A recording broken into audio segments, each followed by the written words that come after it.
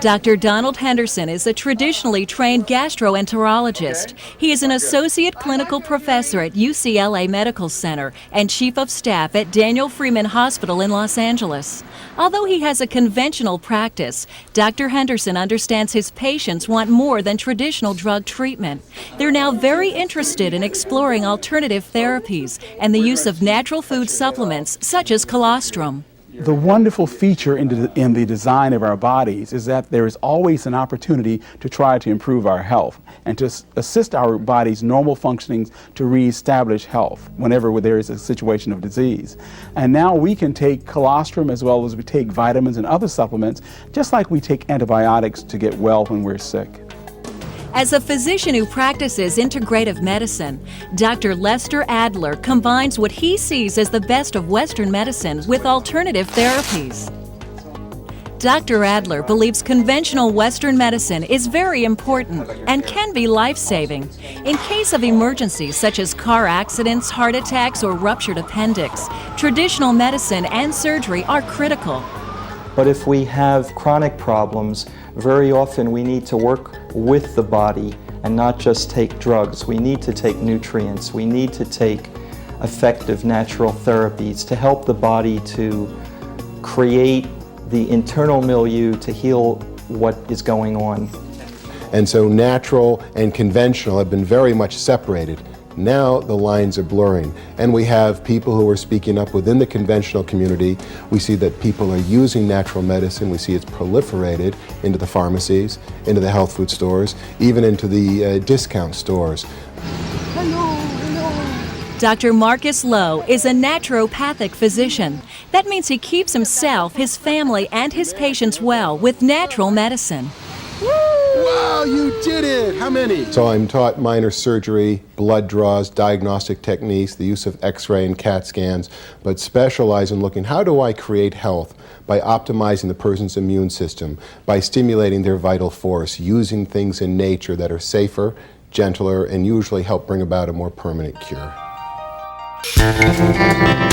B. Patrick stays busy, owning and operating 2 thriving fast food franchises in Los Angeles. B also has multiple sclerosis, an illness characterized by episodes of weakness and loss of energy.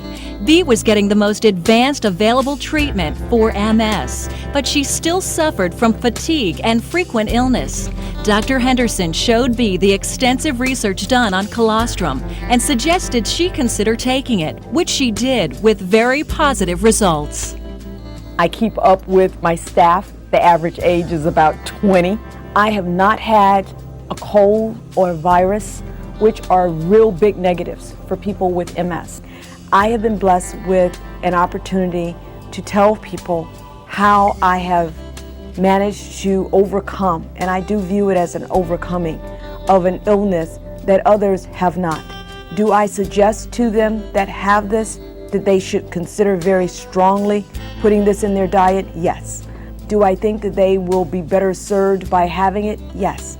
Do I think that they will be able to exist without it? Yes. It's a personal decision, one that I made for me that works very well for me.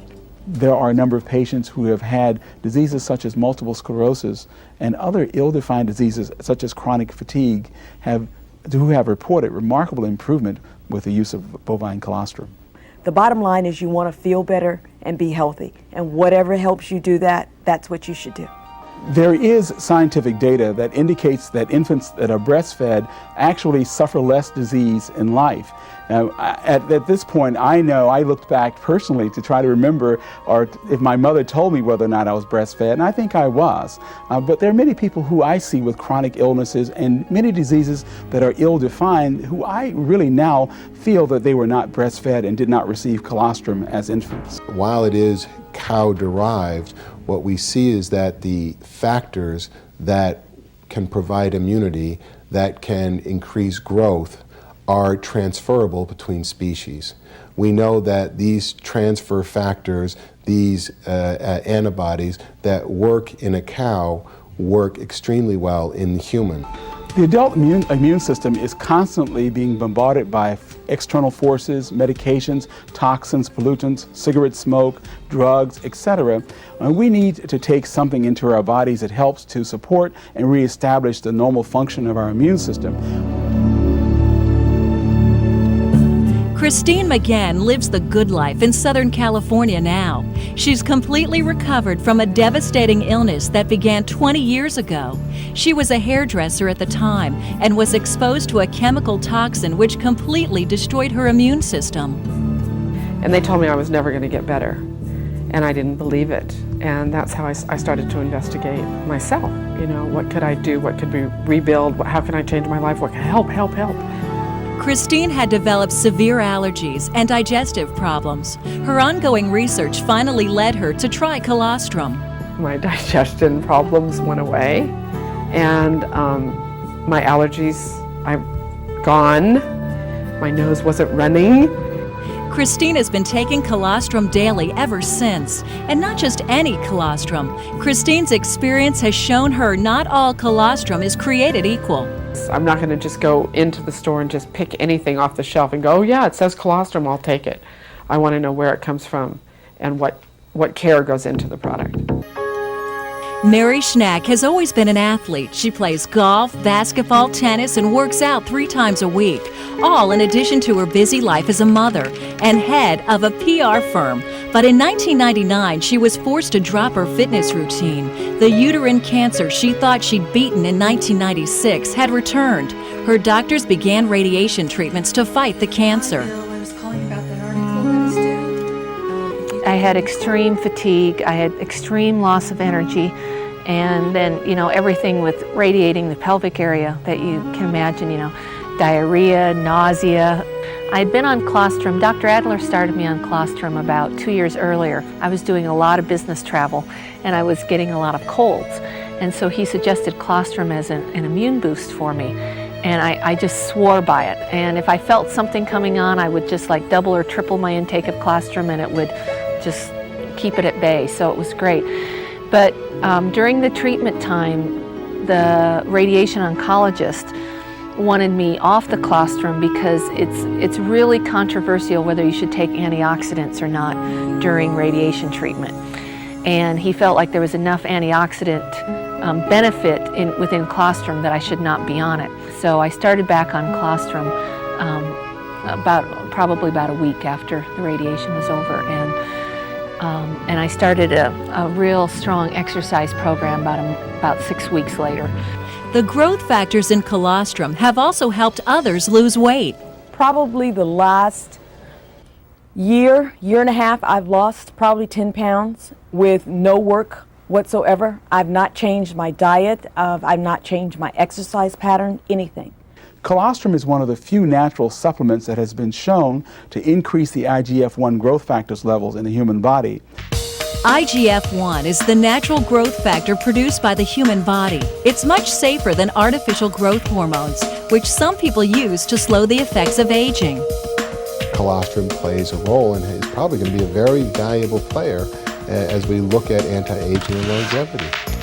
Athletes have used colostrum to help them compete, depending on the natural growth factors to increase their levels of peak performance to new highs.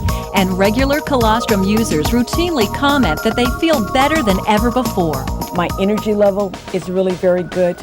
My attitude about life is also very positive. I have been taking vitamins for years, and they certainly have their place. But I would say that in terms of my physical stamina, it has been significantly changed. And the one thing that I can say that I've done differently over the course of the last 6 months is taking colostrum daily. I think there is a decreased likelihood of becoming sick when one takes colostrum. And you could tie that to the boosting the immune system, but I think it's more than that.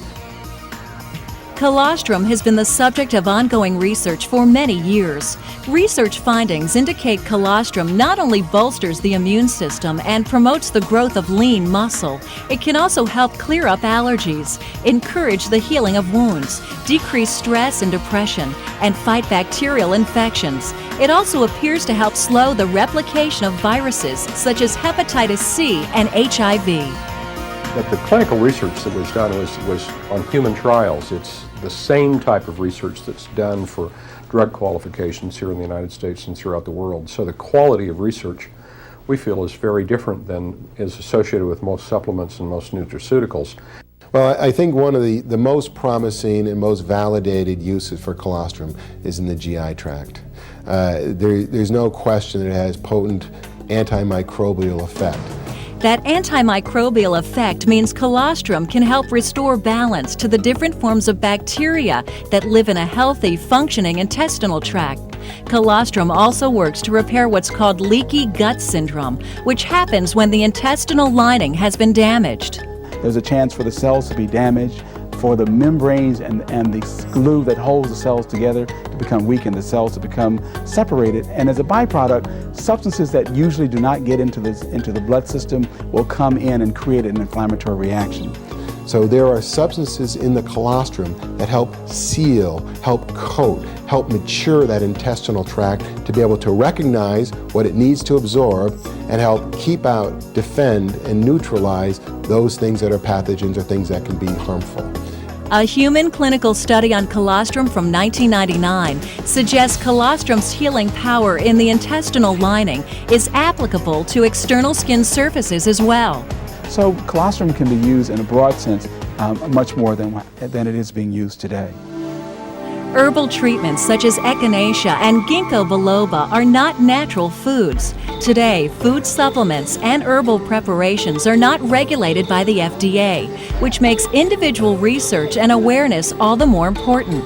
One concern doctors have about herbal treatments is that patients may not admit to taking them, and they may conflict with drugs the doctors prescribe.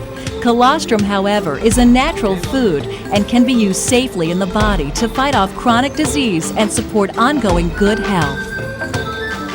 When we can augment the body, when we can feed the body with nutrients, we're giving the body what it needs to take care of itself. There are all upside swings to it. There are no negatives. It does not counteract with any medication that I was taking for my multiple sclerosis, which was very, very important to me, that I didn't want the medication that I am taking for it to have any side effects to it at all. It has none. Now, it won't heal everything or everybody every time, but today it is a tremendously important food supplement that could be used to help maintain our health. Medicine is a science.